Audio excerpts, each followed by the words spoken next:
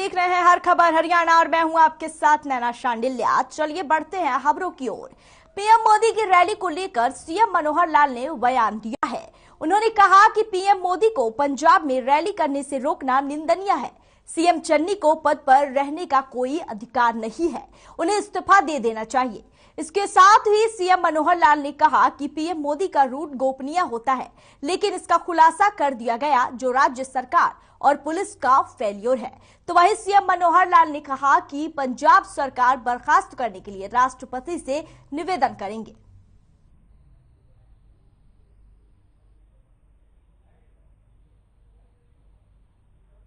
पंजाब में फिरोजपुर में जो रैली को संबोधन करने के लिए प्रधानमंत्री श्री नरेंद्र मोदी जी का कार्यक्रम था, उसमें बहुत ही एक शर्मनाक घटनाक्रम हुआ कि फुल सिक्योरिटी का आश्वासन मिलने के बाद भी उनके रास्ते को अवरोध कर दिया गया और उनको रैली में जाने से रोका गया।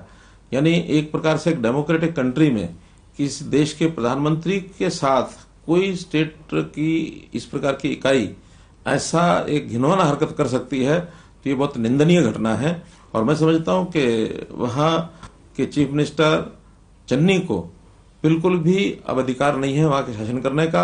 उसको तुरंत अपने पद को त्याग देना चाहिए, क्योंकि ये जिम्मेवारी लॉ एंड ऑर्डर की और एक ट्रैफिक क्लियरेंस की स्टेट गवर्नमेंट की होती है और सरकार का ये फेल्योर है। मैं इसको कंडम करता हूं और मैं निश्चित रूप से देश के राष्ट्रपति जी को ये निवेदन करूंगा कि उस सरकार को बर्खास्त कर दिया जाए। आज पीएम मोदी की पंजाब में सुरक्षा चौक मामले में गृह मंत्री अनिल विज का बयान सामने आया है। अनिल विज ने कहा कि हैरानी की बात है कि पीएम मोदी की सुरक्षा को सुनिश्चित नहीं किया गया। भिवानी के जाडम हादसे पर वही गृह मंत्री अनिल विज ने कहा, हादसे में किसी भी सूरत में एफआईआर वापस नहीं लिया जाएगा।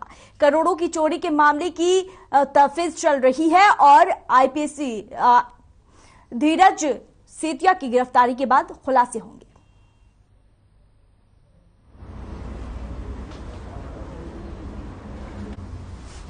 सर आगे हट दो प्लीज।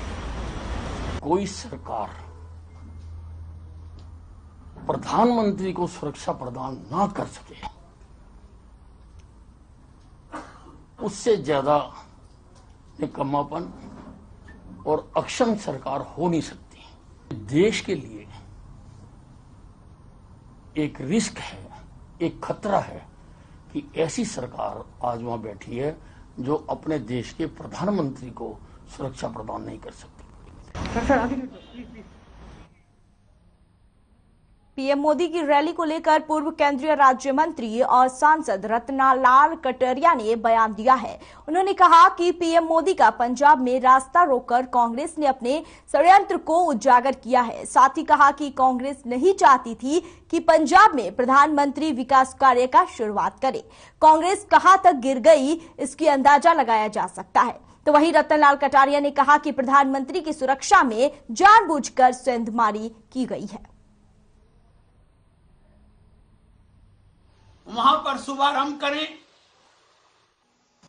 आज पंजाब में प्रधानमंत्री जी का रास्ता रोककर पंजाब की कांग्रेस सरकार ने अपने उस षड्यंत्र को उजागर किया है, जिसके अंतर्गत कांग्रेस पार्टी नहीं चाहती थी कि प्रधानमंत्री जी पंजाब के विकास कार्यों का वहां पर शुभारंभ करें, लेकिन कांग्रेस पार्टी ने अपनी कुटिल शतुर्मुर्गी चालों के अंतर्गत प्रधानमंत्री जी के दौरे में व्यवधान डाला और आज उनकी जान को भी जोखिम था और हम उसकी कड़ी निंदा करते हैं।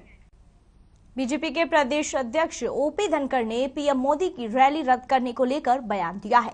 ओपी धनखड़ ने कांग्रेस पर प्रहार करते हुए कहा कि प्रधानमंत्री की गोपनीय चूक हुई है, देश विरोधी ताकतों और कांग्रेस का इसमें षड्यंत्र है।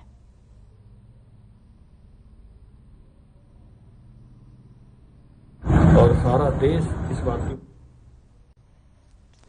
बिल्कुल गैर जिम्मेदाराना व्यवहार किया है और मुझे नहीं लगता है कि ऐसी सरकार को रहनी चाहिए जो देश के सबसे प्रमुख लीडर की सुरक्षा की की जिम्मेवारी लेते हुए तुरंत इन लोगों को जो है ये कहना चाहिए कि हमारे बस की बात नहीं है।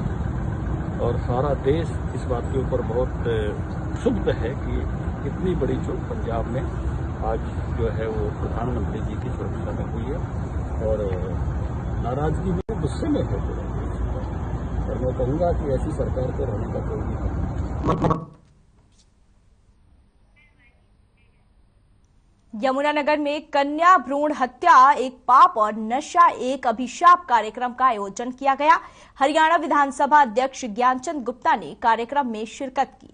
कार्यक्रम को संबोधित करते हुए ज्ञानचंद गुप्ता ने कहा कि प्रधानमंत्री नरेंद्र मोदी ने प्रदेश की भूमि से बेटी बचाओ बेटी पढ़ाओ का आह्वान किया था। उस समय प्रदेश में 1000 लड़कों के पीछे 837 लड़कियां थी, जिसके बाद हरियाणा के मुख्यमंत्री मनोहर लाल और स्वास्थ्य मंत्री अनिल विज ने प्रयास किया, जिसके बाद अब प्रदेश में 1000 लड़कों के पीछे 935 लड़कियां हैं। तो वहीं उन्होंने पंजाब में प्रधानमंत्री के काफिलों को रोकने को दुर्भाग्यपूर्ण बताया। प्रधानमंत्री तो एक राष्ट्रीय जो एक हमारे मान सम्मान के प्रतीक हैं और उनकी आने जाने में उनकी किसी कार्यक्रम में रुकावट करना बहुत चिंताजनक भी है, दुर्भाग्यपूर्ण।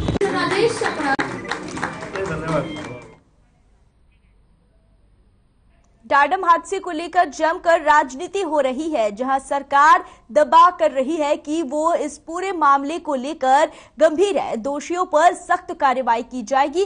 वहीं विपक्षी पार्टियां कांग्रेस और इनेलो सरकार प्रशासन पर माफियों के साथ मिलीभगत का आरोप लगा रही है। हालांकि खनन मंत्री मूलचंद शर्मा ने साफ कर दिया है कि विपक्षी दल मामले पर सिर्फ राजनीति कर रहे हैं। मामले की जांच एसआईटी कर रही है, जिसकी रिपोर्ट 10 से 15 दिनों में आने की बात भी कही जा रही है। जांच के बाद भी दूध का दूध और पानी का पानी हो जाएगा। देखिए यह खास रिपोर्ट। भिवानी डाडम हादसे को लेकर उठ रहे सवालों के बीच आज खनन मंत्री मूलचंद शर्मा ने हरियाणा सचिवालय में हाई लेवल मीटिंग की। इस हाई लेवल मीटिंग में तमाम खनन अधिकारी मौजूद रहे। साथ ही खनन विभाग के अतिरिक्त मुख्य सचिव ने भी बैठक में हिस्सा लिया। बैठक के बाद खनन मंत्री मूलचंद शर्मा ने कहा कि हादसे में 5 लोगों की मौत हुई है और 3 लोग घायल हुए हैं। इस पूरे मामले की जांच एसआईटी कर रही है। अगले 10 से 15 दिनों में एसआईटी की रिपोर्ट आ जाएगी, जिससे हादसे के कारणों का पता चल जाएगा। उसके बाद रिपोर्ट के आधार पर मामले में सख्त से सख्त कार्रवाई की जाएगी और दोषियों को बख्शा नहीं जाएगा। एक एसआईटी गठित करी है, एसपी है, एसडीएम है, फॉरेस्ट का अधिकारी है, एक माइनिंग अफसर है। इस तरह की टीम बनाई है जो टीम बना के रिपोर्ट देगी कि किस कारण से हादसा हुआ है। कब तक ये रिपोर्ट आ जाएगी सर? जल्दी रिपोर्ट आ जाएगी, जल्दी। इसमें माननीय मुख्यमंत्री स्वयं इसमें देख रहे हैं। आने वाले 8-10 दिन में रिपोर्ट आ जाएगी भाई किस हादसा। बार बार जो आरोप लग रहा था जी ये तो माइनिंग बाहर से हुई है, ये भी है कि माइनिंग का ही पार्ट है और माइनिंग का ही पार्ट है और माइनिंग के अंदर का पार्ट है जो गिरा है। और गाजियाबाद रोड सेफ्टी जो माइनिंग देखती है वो भी लोग हैं, जहाँ माइनिंग सेफ्टी जो देखते हैं उसको जो देखते हैं वो भी इसमें वहाँ पे कमेटी में। वहीं मूलचंद शर्मा ने अवैध खनन की बात को सिरे से खारिज कर दिया और कहा कि इसे लेकर विपक्ष राजनीति कर रहा है। बार बार जो आरोप लग रहा था जी ये तो माइनिंग बाहर से हुई है, ये भी है कि माइनिंग का ही पार्ट है और माइनिंग का ही पार्ट है और माइनिंग के अंदर का पार्ट है जो गिरा है। और गाजियाबाद रोड सेफ्टी जो माइनिंग देखती है वो भी लोग हैं, जहाँ माइनिंग सेफ्टी जो देखते हैं उसको जो देखते हैं वो भी इसमें वहाँ पे कमेटी में। आज पूर्व मुख्यमंत्री भूपेंद्र सिंह हुड्डा ने डाडम पहाड़ हादसे वाली जगह का दौरा किया और मामले की सीबीआई जांच करवाने की मांग की। गुंडागर्दी फैला रखी है, गाँव का आदमी है, 8-10 पंचायतों के अंडर में पड़ है। अच्छा। वहीं इनेलो नेता अभय सिंह चौटाला भी मामले की सीबीआई जांच की मांग कर चुके हैं। अगर कोई नहीं है तो संरक्षण किसको देने की बात है? 304 का अब तक क्यों नहीं अरेस्ट हुआ? तो राजनीतिक संरक्षण किसी को नहीं मिलना चाहिए। ये हमारी जिंदगी के साथ खिलवाड़ हो रहा है। किसका क्या है, किसका संरक्षण है, इसी के लिए तो जांच मांग रहे हैं हम। जांच के बाद पता है दूध का दूध पानी का पानी हो जाएगा। जब से ये किसको अलॉट हुई थी, आगे कैसे ट्रांसफर हुई, ये सब एक इंक्वायरी का विषय है जहां बहुत सारे सवाल खड़े हैं। तो इन सवालों का जवाब जो है सीबीआई को दी जाए और हाई कोर्ट के जज की सुपरविजन में ये जांच हो। जाहिर है कि जहां हरियाणा सरकार इस पूरे मामले को लेकर गंभीर होने का दावा कर रही है और दोषियों पर कड़ी कार्रवाई की बात कह रही है, वहीं विपक्ष सरकार पर अवैध खनन को बढ़ावा देने का आरोप लगाकर उसे घेर रहा है। यानी इन दिनों डाडम हादसे पर प्रदेश की सियासत 360 डिग्री घूम रही है।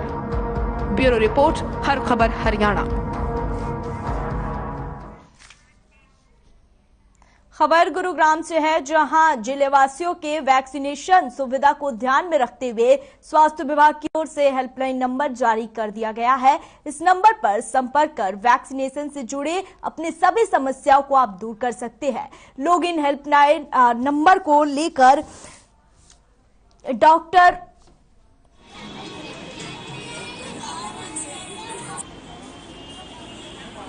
या दूसरी डोज लंबित है, उनकी सुविधा को ध्यान में रखते हुए स्वास्थ्य विभाग की ओर से हेल्पलाइन नंबर जारी किए जा रहे हैं।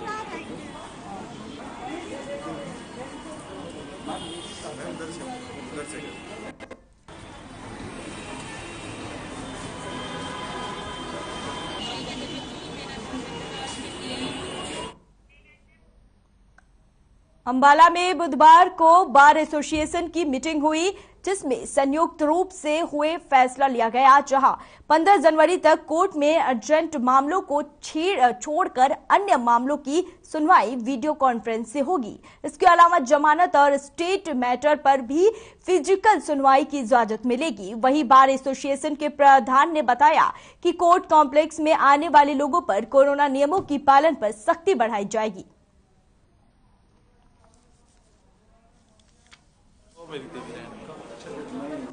हरियाणा सरकार के निर्देश थे कोविड को लेकर कि कोविड जो केसेस लगातार बढ़ रहे हैं हरियाणा प्रदेश में और भारत देश में, इसके लिए भी हमारे पास रजिस्ट्रार हाई कोर्ट से, डिस्ट्रिक्ट एंड सेशन जज से और डिस्ट्रिक्ट एडमिनिस्ट्रेशन से हमने अपने सलाह विचार विमर्श करके आज हमने फुल हाउस की मीटिंग जिला बार अपने एसोसिएशन की ओर से बुलाई थी और इसमें सर्वसम्मति से फैसला लिया गया कि 15 जनवरी तक डिस्ट्रिक्ट कोर्ट में वो जो कार्य रहेगा वो थ्रू वीडियो रहेगा और जो अर्जेंट मैटर हैं, चाहे वो स्टे मैटर हैं या बेल मैटर हैं, उस पर ज्यादा काम होगा और बाकी केसेस में डेट्स लगेंगे।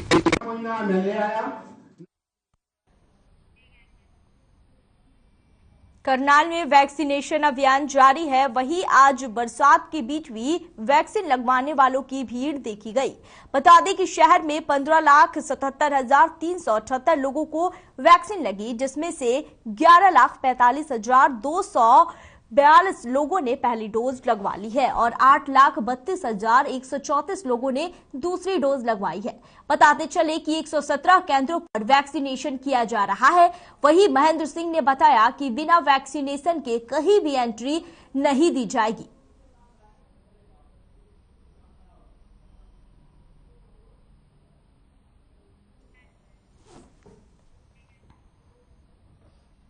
यमुनानगर में बुधवार को 4 और नए ओमिक्रॉन केस सामने आए, जिसके बाद से जिला में ओमिक्रॉन से प्रभावित लोगों की संख्या बढ़कर 7 हो गई है। पिछले 3 दिन लोग ओमिक्रॉन पॉजिटिव पाए गए थे, वह नीदरलैंड से आए थे, जबकि अब जो 4 लोग ओमिक्रॉन पॉजिटिव पाए गए हैं वह ऑस्ट्रेलिया से आए हैं। यमुनानगर के सीएमओ डॉक्टर विजय दहिया ने बताया कि अभी तक जिला में विभिन्न देशों से 1,141 लोग आए हैं, जिसमें से 316 हाई रिस्क देशों से, तो वहीं 825 लोग लो रिस्क देशों से आए हैं, जिसमें 231 लोगों का 7 दिन का समय पूरा हो चुका है, जिसमें से 174 का रिपोर्ट अभी भी नेगेटिव है, जबकि 9 लोगों की रिपोर्ट पॉजिटिव पाई गई है। इसमें से 7 ओमिक्रॉन पॉजिटिव है। को 65 हमारे टोटल जिले में केसेस हैं, जिनमें से हमारे पास 38 पेशेंट हॉस्पिटलाइज हैं और 27 केसेस जो है वो होम आइसोलेशन।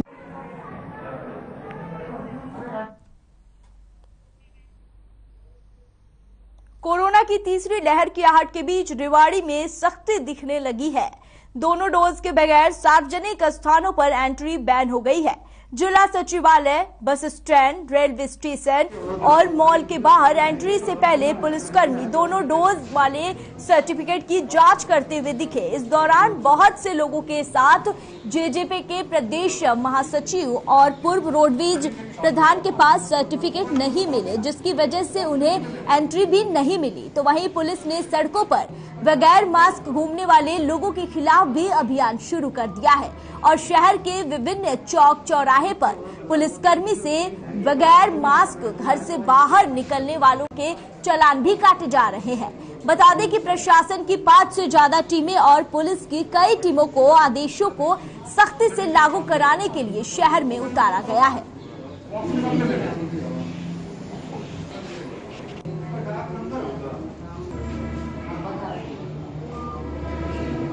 कोरोना जो चल रहा है, जैसे यस्टरडे को ही बहुत सारे 35,000 समथिंग केसेस आए हुए हैं, तो अभी काफ़ी ये पनप रहा है। तो इसको मद्देनजर रखते हुए पब्लिक में जागरूकता भरना हमारा एक दायित्व है। हमारे यहाँ पर पब्लिक को यदि हम ही जागरूकता नहीं रहेंगे, जब स्टाफ ही जागरूकता नहीं रहेगा, तो आम पब्लिक में जागरूकता आएगी कहाँ से?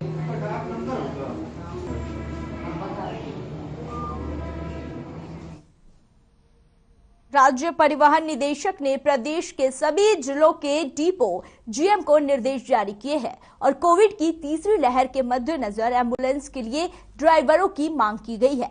आदेश में साफ है कि एम्बुलेंस और मोबाइल मेडिकल यूनिटों के लिए 614 ड्राइवरों की जरूरत है।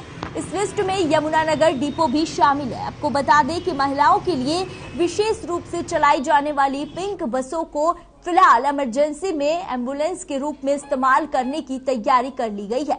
तो वहीं यमुनानगर डिपो के जीएम ने बताया कि उनके पास 5 पिंक बसें आई हैं। इस दौरान जीएम ने बताया कि सरकार की ओर से पिंक बसों को इमरजेंसी में एम्बुलेंस के रूप में इस्तेमाल करने के लिए बनवाया था।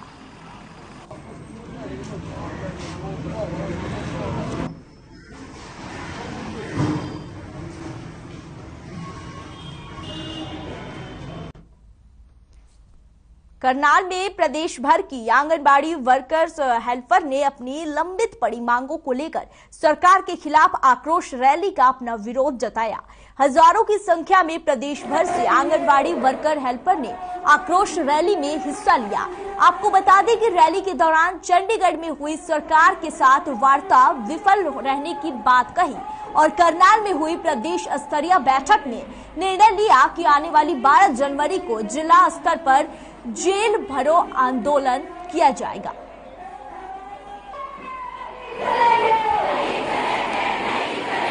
तो हमारे मजबूरन हमारे अपने शक्ति को दिखाने के लिए ये सरकार ने मजबूर किया है।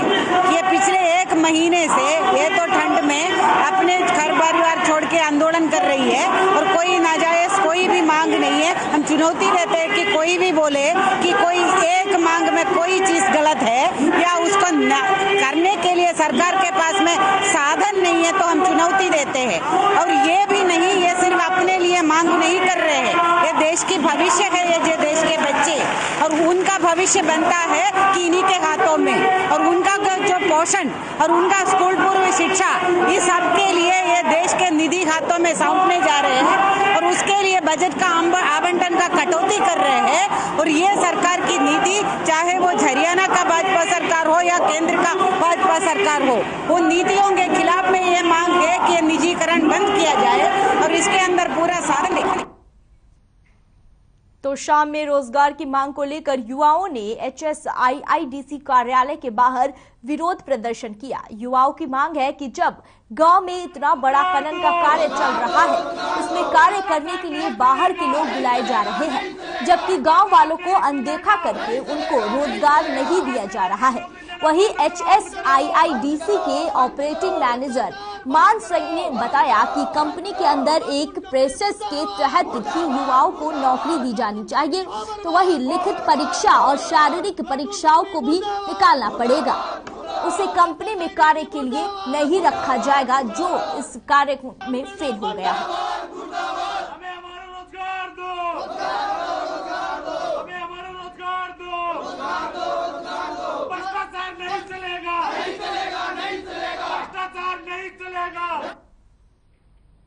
इंद्री अनाज मंडी में भारतीय किसान यूनियन की ओर से किसान सम्मान समारोह का आयोजन किया गया, जिसमें आंदोलन में सहयोग करने वाले किसानों और आढ़तियों को मेडल पहनाकर सम्मानित किया गया। वहीं समारोह में बोलते हुए किसान नेता राज्यपाल चहल ने कहा कि तीनों कृषि कानूनों के खिलाफ 1 वर्ष से भी अधिक समय तक चले आंदोलन के दौरान जिन भी व्यक्तियों ने किसान आंदोलन में सहयोग लिया है, उन्हें सम्मानित करने के लिए प्रदेश भर में किसान सम्मान समारोह का आयोजन किया जा रहा है। इसके अलावा उन्होंने सरकार को चेताते हुए कहा कि किसानों की कुछ मांगे अभी भी अधूरी है, जिनको लेकर संयुक्त किसान मोर्चा आगामी 15 जनवरी को दिल्ली में मीटिंग करेगा।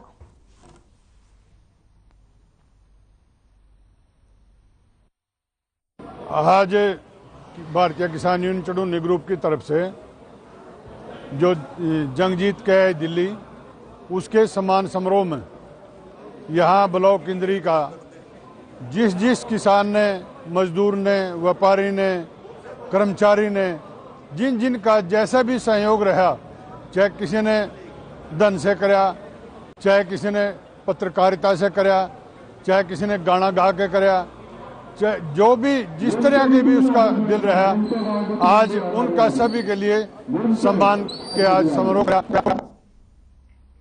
बढ़ते ओमिक्रॉन के खतरे को देखते हुए देश प्रदेश की सरकारी लोगों से आग्रह कर वेरिएंट से बचने के लिए 2 गज की दूरी और मास्क है जरूरी, इसे अपनाएं ताकि बढ़ते खतरों से अपना और अपनों का बचाव किया जाए। इससे निवासी और आरपीएस स्कूल की 9वीं की एक छात्रा ने अपने जन्मदिन को अनोखा अंदाज में बनाते हुए लोगों को मास्क बांटकर कोरोना के प्रति जागरूक किया।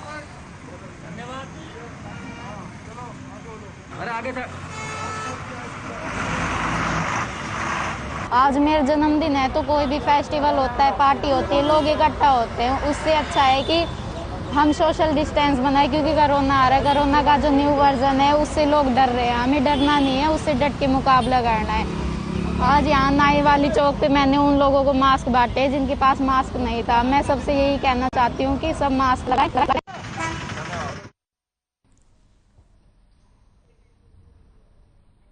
दाढ़ी बाना निवासी महिला कबड्डी खिलाड़ी मौत मामले में डीएसपी हेडक्वार्टर जोगेंद्र सिंह ने परिजनों का भूख हड़ताल और खत्म करवाया।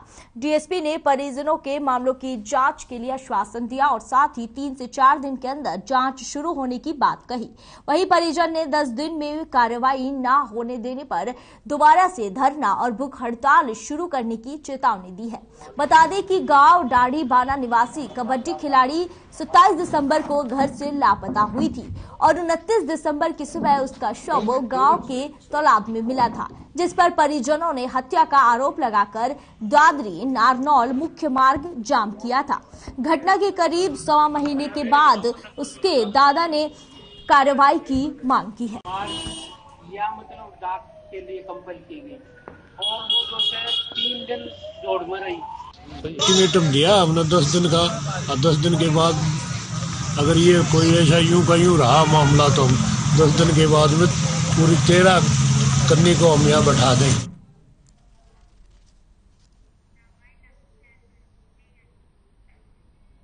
फिलहाल के लिए इतना ही। देश और दुनिया की तमाम अपडेट्स के लिए आप देखते रहिए हरियाणा खबर।